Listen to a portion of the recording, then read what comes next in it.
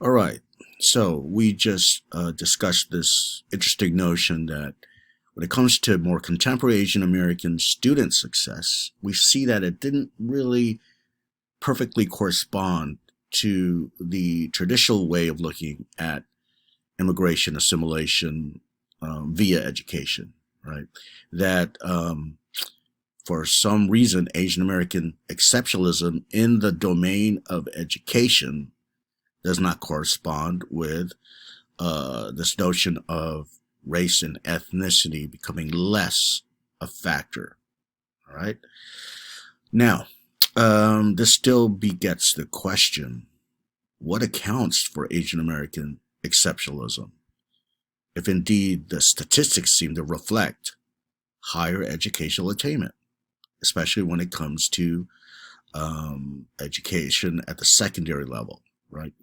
College, university, and of course, postgraduate. Well, when it comes to looking at success between different ethnic groups in general, the general discussion, before you in this slide are three lenses by which to examine that. The first one up top there is this idea that you could consider differences in terms of genetics or biology. And then the second one cites culture as the dominant factor that explains difference when it comes to educational success. And then the third will cite institutional factors, right? So what we want to do is look at all three, and what I'll do is let you know how scholars think about this. Scholars that look at Asian American success and quote unquote exceptionalism, particularly in education. And the first I'd have to say off the bat is really outdated. And that's because it really is, well, there's no way to disguise this. It's racist. Okay. This economist named Charles Murray, social scientist economist, actually wrote a book called The Bell Curve. And in that book, he argued that African Americans are genetically inferior to other racial groups. Okay, it's innate, a sort of innate function, right? It's inherent, right? Now, if you happen to explore that book, you'll see statistics and graphs and all this stuff, empirical studies, like I mentioned earlier, right? But when this was published, and I believe that was back in the 90s, so it's an older book, but it was basically a bombshell that exploded in the academic world, but also in public readership, because it's basically arguing that, hey, there is empirical evidence that I gathered, says Charles Murray, right? I gathered empirical evidence that proves that African Americans are inherently inferior when it comes to intelligence. Okay, and since then, the bell curve has been,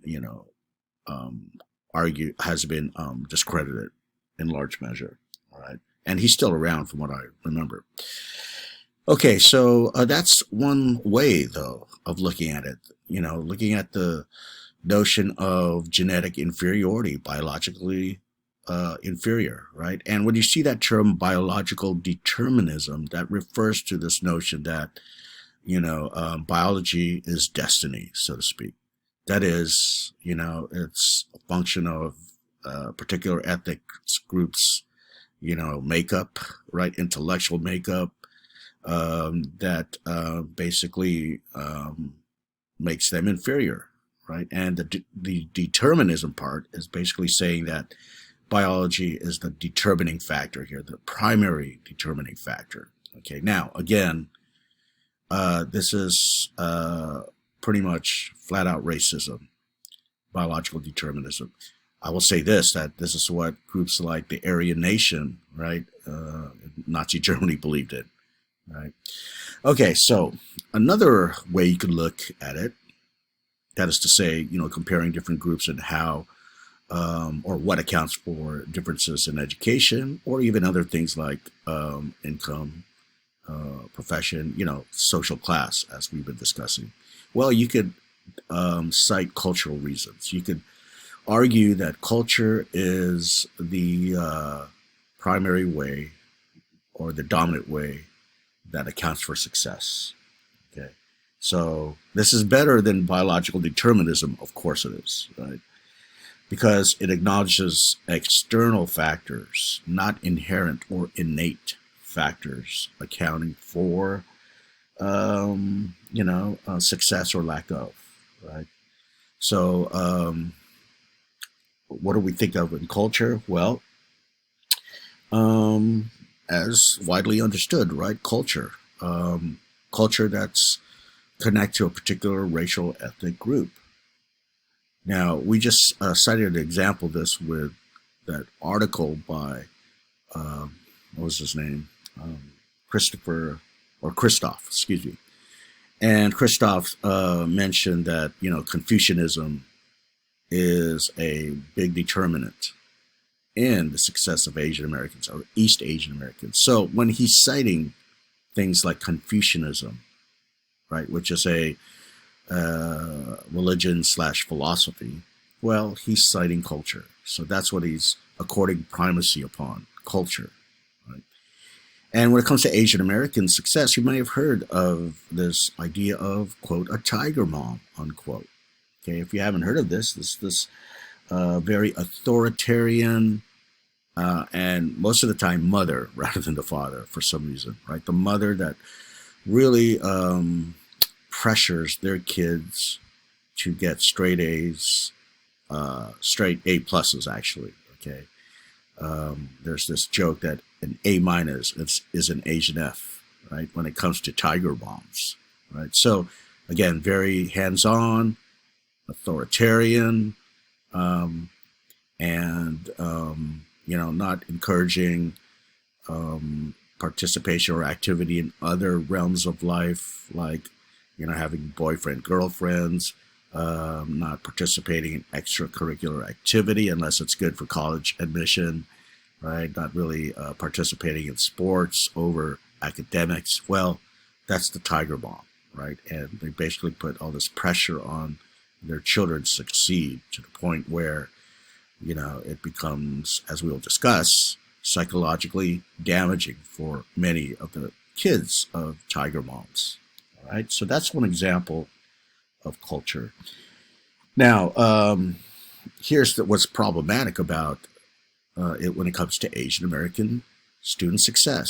And this is something we noted earlier. There's no such thing as a monolithic, singular, static Asian culture, right? When you think of the different ethnicities and racial groups, or let's just call them ethno-racial groups, Filipinos, Koreans, Pacific Islanders, what have you, well, they all have their respective religions. They have all their respective cultural beliefs, and this and that. They have their respective gender roles, right? All the cultural sort of aspects that you could think of that's connected to them. So, because there's no singular cultural norm, right? How can you really cite culture in this case to account for Asian American success, right? And by the way, in general, I have to say this. This is not particular to Asian Americans, but in general, some say that culture, when you cite culture, it sometimes stands as a substitute or proxy for race. Okay, in other words, you're shifting from biology, like the bell curve in Charles Murray, and instead saying, well, it's culture, right? It's culture as a reason for inequality. And this particularly is used against blacks and Latinos in society. So they're saying, oh, it's just their cultural poverty and so forth, right? So there's a danger there in just substituting or using culture as a proxy for race. Now, the third lens is institutional factors behind, in this case, Asian American success. And this is something we've already touched upon as well. But, what we're talking about is, in this case, our social outcomes being a product of larger society and the institutions that are part of it, right? Here you have to think of these background conditions, that are found in institutions, right, that will go on to shape your thinking, your behavior, your outcomes, or outcomes in society, I should say. So, with institutional factors, we're obviously not claiming genetics or biological determinism, as we saw with Charles Murray and the bell curve, but we're also leaving culture behind, right? We're going actually beyond culture. We're not saying that culture doesn't matter, but saying it's not the primary factor. So, it's not, in other words, due to parenting style, right? Rather, we're saying success is largely attributable to things like the education system, community support systems, ethnic networks, what I cited earlier in a previous slide with this discussion. Let me remind you at this point that institutions could be subsumed or placed under the general category of structural factors. Okay, this is bringing us back to that division between agency and structural factors. Okay, so when you think about institutions, you got to remember that it falls under the category of structural factors. All right, so what have scholars found in their research when it comes to Asian American success that could be cited as institutional factors being primary? Well, they found that these students actually fared better when you had, a strong parental approach. They're not discounting that. But they also cite the importance of institutions outside the family. Okay, so when you see the parental approach being reinforced outside the family, especially through ethnic community support, well, it really contributes greatly to success rather than just merely the quote unquote tiger mom, right? Now, conversely, they discovered that some students fared worse when they didn't have reinforcement within their society. Now, just to give you an example, there's one study by researchers that looked at Vietnamese students, but they looked at it at different geographic locations. Okay, and one group had only family support, but with limited, if not no, resources within the community. And then they compared it with one that had family support, but also access to community resources. And what they found was that certainly parenting alone was not enough to ensure or guarantee success. Okay, the group that only had family support but with limited resources fared worse than those who had community involvement. Okay, so I'm going to be asking you to watch a video called Pass or Fail in Cambodia Town. That was put out by PBS, a small documentary about 20 minutes long.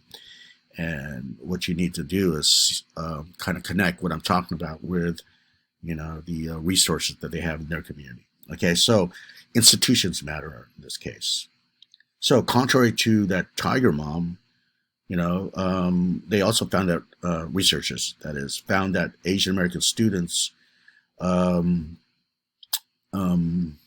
were more involved in extracurricular activities actually fared better again than those who had completely no involvement. Okay, overall. So again, it goes against that purely cultural way of, hey, it's the tiger mom that's doing it, right? Now, another structural factor or institutional factor is that social class matters a lot. Okay, so again, this is all under the institutional factors here. Okay, so we talked about community networks. Another factor is social class within the Asian American community. Okay, again, you can't lump all Asian American students together. They are differentiated by social class. There are more wealthy Asian Americans compared to less wealthy. Okay, so here's another study that